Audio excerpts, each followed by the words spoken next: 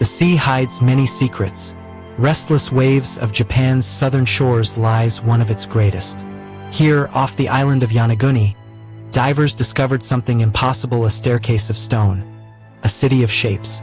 Each descent reveals flat terraces and sharp right angles, architecture perhaps. It began in 1986. Local diver Kahachiro Aratake, searching for hammerhead sharks, stumbled upon walls and steps when he surfaced.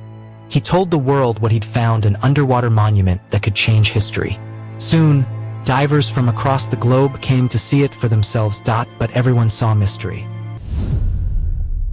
Years later, Professor Masaaki Kimura descended into the depths with his team. He measured, mapped, and returned with claims that would ignite a firestorm in archaeology. To him, these weren't random formations, they were deliberate. If Kimura was right, this was not geology. It was a forgotten chapter of human history. But science demands proof. Other geologists looked at the same stones and saw nature's geometry. They pointed to sandstone layers, fractured by tectonic forces. What looked like steps could be jointed rock, what seemed like roads, erosion plains. To them, Yonaguni was a wonder, yes, but not a civilization. Kimura's supporters pointed to strange marks, lines that seemed carved, stones that looked placed. One slab even resembled a face, staring eternally through the murk. Were these traces of human hands or tricks of perception? Pareidolia, the mind's habit of finding meaning in randomness? The ocean offers no answers, only hints, drifting in the current. And in those hints, hope persists. Thousands of years ago, the world looked different.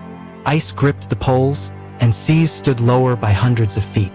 If Yonaguni once lay above the surface, perhaps humans walked its terraces long before memory began. But proof is slippery underwater. Carbon, sediment, and time conspire to erase.